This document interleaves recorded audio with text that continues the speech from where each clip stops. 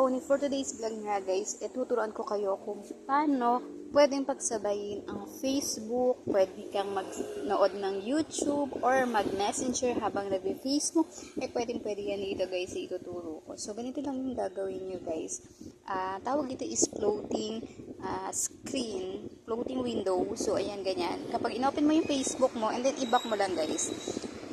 Ayan, ibaba mo lang siya, and then pindutin mo lang yun dito sa gilid guys. Ayan, makikita mo na tong dalawang bilog sa taas. Ayan. Ayan, pwede ka mag-Facebook habang nagme-messenger. Pwede yan. Tapos i-click mo lang yung floating window. Ayan. Pag kinlik mo lang yan guys, liliit siya. Ayan. Tapos makakapag-open ka pa ng isa pang apps na gusto mo. So medyo yung iba guys, hindi yung tulad na lang ng mga Instagram, hindi ka pwede mag-Instagram habang nagpe-Facebook, hindi siya po pwede. So yan, habang nagpe-Facebook ka, pwede ka mag-open ng Messenger. So pwede rin nasa Messenger ka habang yung Facebook mo ayan nag-scroll ka, o diba? Kung meron kang hinihintay na message, o diba? Pwede yan pagsabayin, o diba?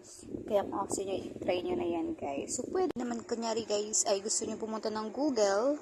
So kunyari meron kang gustong i-search, punta tayo sa Google. Ayan, dito sa Chrome, i-click nyo lang,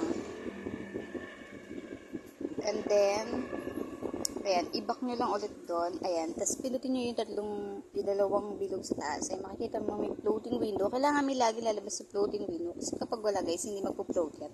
Ayan yung Google, and then pwede ka dito mag-Facebook habang nag-Google ka, o diba, bongga.